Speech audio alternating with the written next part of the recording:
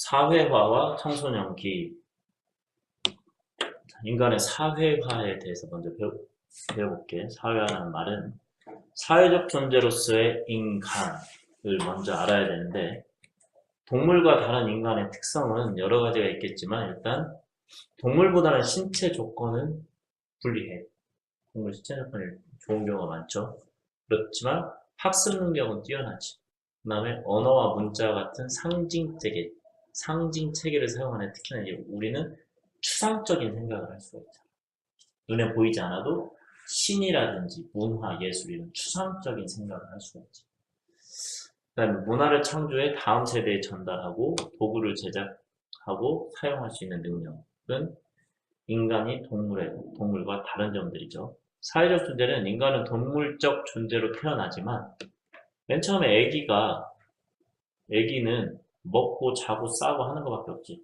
동물하고 다를 바가 없잖아. 사회 속에서 다른 사람과 상호작용을 통해서 사회적 존재로 성장한다. 그래서 지금 친구들하고 좋은 인간관계를 맺고 있지. 문화생활도 하고 있지. 스포츠도 하고 있지. 그래서 사회화라는 의미는 자신이 속한 사회의 지식이나 규범, 가치 등의 행동 양식을 배워가는 과정을 사회화라고 한다. 또 지금 학창시절에 열심히 학교 다니면서 이런 걸 배우고 있는 거지. 특징은 인간의 행동은 각 사회마다 다르게 나타난다. 자, 그리고 뭐에 걸쳐서 진행된다? 세대에 걸쳐 진행된다.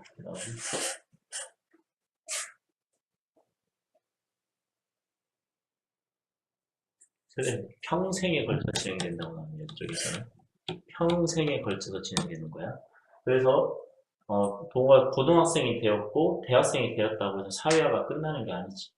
고등학교에 가면 고등학생다운 또 사회화가 이루어지고, 대학교 가면 대학생다운 사회화가 이루어지고, 또 나중에 취업을 하게 되면 이제 진짜 성인, 사회인으로서의 사회화가 이루어져야 되겠지.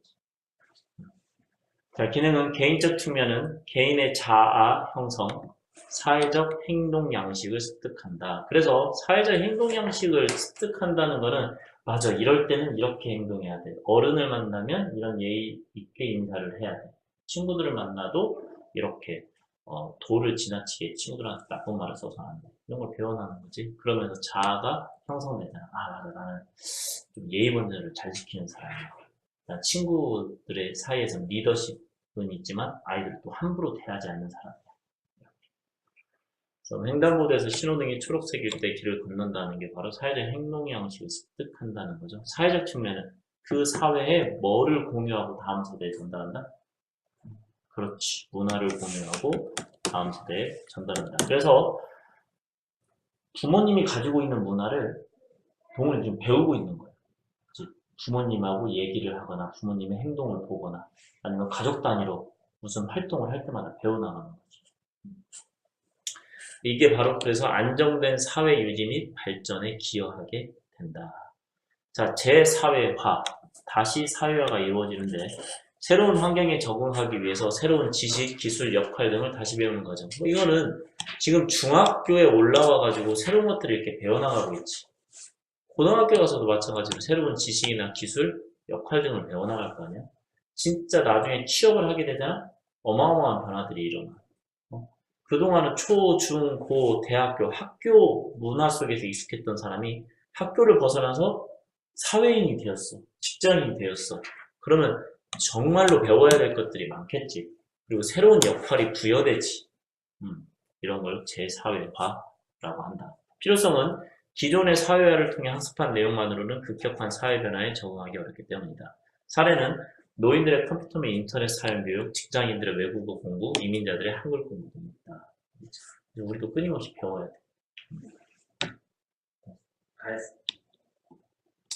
자, 사회화 기관인데 1차적 사회화 기관과 2차적 사회화 기관이 있어요. 1차적 사회화 기관은 자연 발생적이고 2차적 사회화 기관은 특정한 목적을 가지고 인위적으로 형성이 되었겠죠.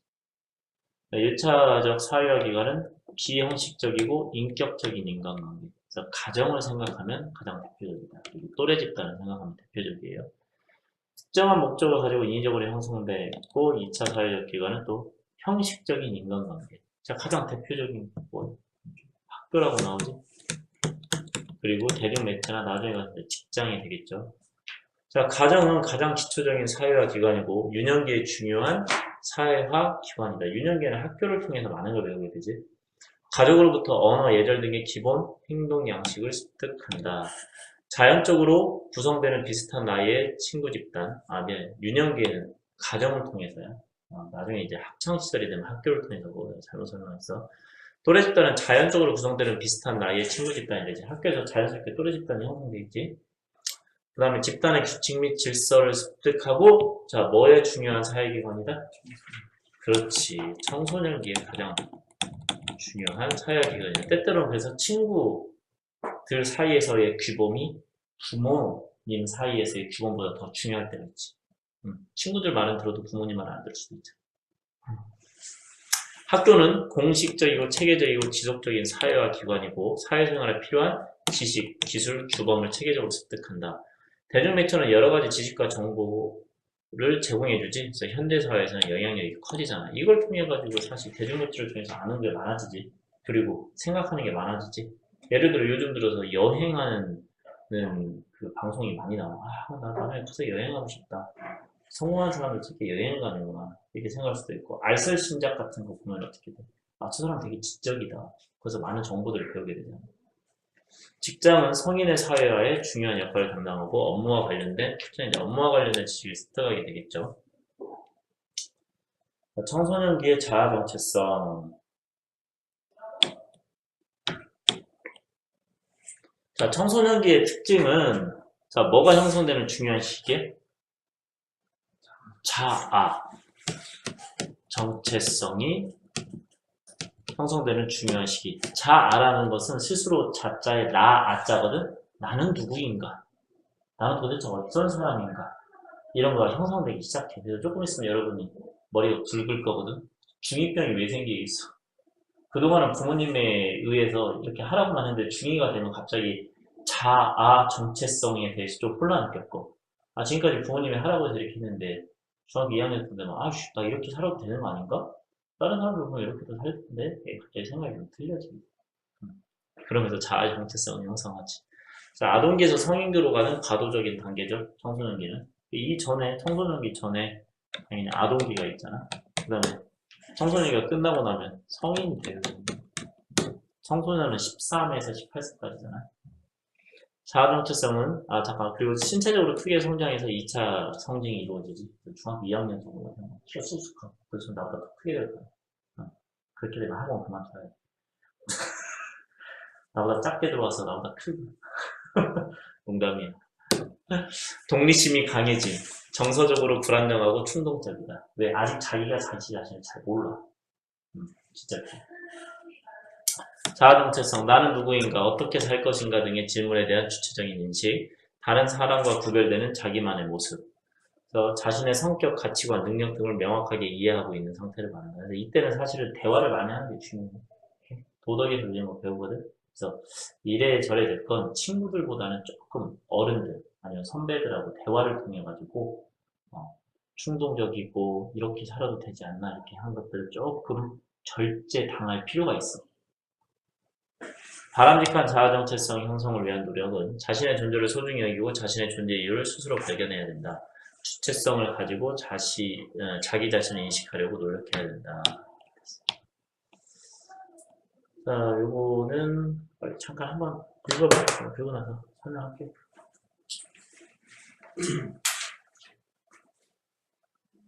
아프시다. 저것도 아프신다. 가정을 저기였다. 가정을 저기였다니까 헬스피처를 갖다 개인은 살수 없다. 나는 해외는 살아갔다.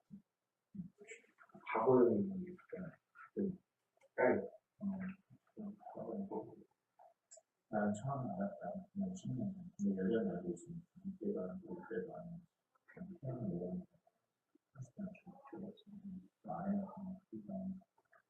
그냥 그리고 아무것도 그냥 그게 다른 그게 많아.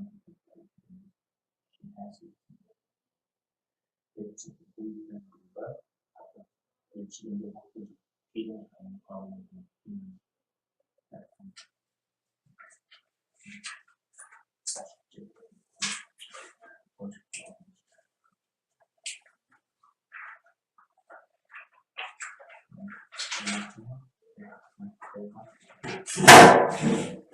봅시다. 사회적 존재로서의 인간. 1920년 인도의 콜카타 근처 마을에서 늑대무리와 함께 있는 2명의 여자아이가 발견됐다. 사회로부터 지금 고립된 상태이지. 이들은 늑대처럼 네 발로 걷고 뛰며 으르렁거리고 울부짖었다.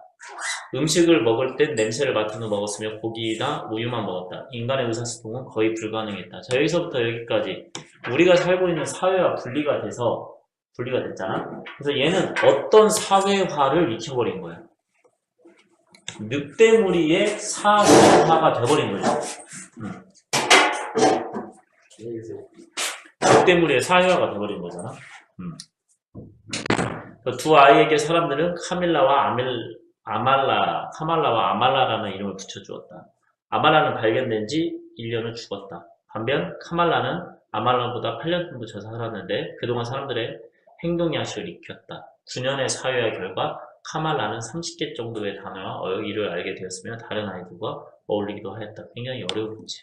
한번 사회화가 이렇게 형성되니까 나중에 바뀌기란 굉장히 어려워졌지. 제시된 사례는 인간이 정상적인 사회화 과정을 경험하지 못했을 때 어떤 일이 발생할 수 있는지를 보여주었다. 인간은 사회 속에서 인간들과 상호작용을 해야지만이 우리만의 사회화가 되게 되지. 우리의 문화를 익히고 또 이걸 누구한테 전달해 줄 수가 있는 거잖아. 사회화 과정을 거쳐야만 비로소 인간답게 살아갈 수 있는 사회적 존재임을 알 수 있다. 그래서 적절한 사회화가 이루어지지 못한 사례를 제시하고 사회화의 중요성을 묻는 문제가 이렇게 출제되거든. 자, 본능하고 사회화의 기본 본능은 쑥쑥 올라오는데 감정에 충실한 채 행동하면 되겠지. 사회화는 절제가 되지. 이건 사회적으로 용납되지 않아. 이 본능은 절제해야 돼. 이런 거잖아. 사회화는 후천적으로 학습한 결과로 선정적으로 타고난 본능적인 행동과는 구분이 된다. 그래서 본능은 배고프면 먹는 것, 졸리면 자는 것. 사회화는 밥을 먹을 때 수저를 사용하는 것, 졸리더라도 수업 시간에 자지 않으려고 노력하는 것. 사회적으로 바람직한 행동이 바로 이런 거다. 자아와 자아 정체성의 의미는 자아는 스스로 자자의 나, 아자잖아. 다른 사람과 구별되는 자기만의 독특한 모습. 자아 정체성은 자기 모습에 대해 갖고 있는 생각. 나는 이런 사람이야. 그리고 자신의 고유한 특성을 깨닫고 자신을 이해하는 것. 자, 재사회화. 자, 도구가 나중에 이제 고등학교, 대학교, 그러면 또 직장이 되면 겪어야 될 거잖아. 사례 1. 요즘 할머니는 노인대학에서 인터넷과 컴퓨터 사용법을 배우고 계신다. 할아버지, 할머니한테 이게 없었지. 요즘은 이것보다는 스마트폰을 배우셔야지. 사례 2는 아버지는 회사 내에서 운영하고 있는 외국어 교육 프로그램에 참여하고 있다. 기업들이 해외에도 많은 지사들이 있기 때문에 이런 회사에 근무하는 부모님은 외국에 갈 수가 있잖아. 외국에서 근무할 수도 있고, 그 다음에 외국에서 손님이 왔을 때 의사소통을 해야 되잖아. 사례 3, 교도소에서 출소해 정보사회에 적응하기에 정보화 교육을 받고 있다. 오랫동안 단절됐잖아. 이런 사람들. 이게 느낌이 가장 빠분다. 자, 거울 속 자아. 자, 풀리가 제시한 개념으로 개인은 다른 사람들의 생각이나 판단을 거울 삼아 자아를 형성한다고 보고 이를 거울 속 자아라고 본다. 근데 봐봐. 다른 사람의 생각이나 판단을 거울 삼는다는 건 가장 대표적인 게 이제 부모님이지. 그리고 나중에 가서는 청소년기에 따른 그 또래 집단이 되겠지. 그래서 부모님과 또래 집단이 가장 중요한 역할을 하는 건 사실 거울 속 자아를 형성하는. 자, 인간의 성장 단계에 따른 사회화가 나왔어. 자, 가정에서는 유년기가 유년기 때는 가정이 사회화를 시키는 가장 좋은 기관이지. 청소년기는 학교, 그다음에 성인기는 직장, 그다음에 노년기는 노인학교. 자, 유년기는 기본적인 생활 방식을 습득하고, 그래서 사회화 기관은 가정이나 또래 집단, 청소년기는 공동체 생활에 필요한 지식이나 규범을 체계적으로 학습한다. 그래서 학교, 또래 집단, 대중매체. 성인기는 직장에서 요구하는 새로운 지식이나 행동 양식을 익혀서 직장이나 대중매체가 중요한 사회화 기관이고, 노년기는 취미나 재취업 등을 위해서 새로운 지식과 행동 양식을 익힌다. 노인학교나 대중매체. 중요한 사회화 기간이지. 인간의 사회화는 어느 한순간 완성되는 것이 아니라 태어나는 순간부터 유년기, 청소년기, 성인기, 노년기를 거쳐서 가정, 또래 집단, 학교 등의 여러 사회화 기관을 통해 평생 지속적으로 이루어진다. 청소년기의 특징을 표현하는 말이 많아. 과도기. 왜 과도기겠어? 유년기에서 성인기로 넘어가는 중간에 있다 해서 과도기야. 아동기에서 성인기로 넘어가는 사이에 있는 중간 시기. 질풍노도의 시기. 나도 잘 몰라. 그래서 몹시 빠르게 부는 바람과 무섭게 소용돌이치는 물결과 같이 감정적으로 불안한 시기야. 부모님하고 많이 싸우게 돼. 주변인의 시기. 아이하고 어울릴 수도 없고 어른하고도 어울릴 수 없는 주변인이야. 아이와 어른 어느 범죄도 속하지 못하고 주변을 맴도는 시기다. 이유 없는 반항기. 이게 가장 대표적이지. 어른들의 권위에 반항하고 전통적 가치를 부정하려고 하는데 따박따박 말대꾸하게 되거든. 심리적 이유기, 부모의 간섭으로부터 벗어나 정신적으로 독립하려고 하는 시기다. 이유기가 벗어나려고 한다, 떨어진다 이런 뜻이야. 다 나오는 말이야.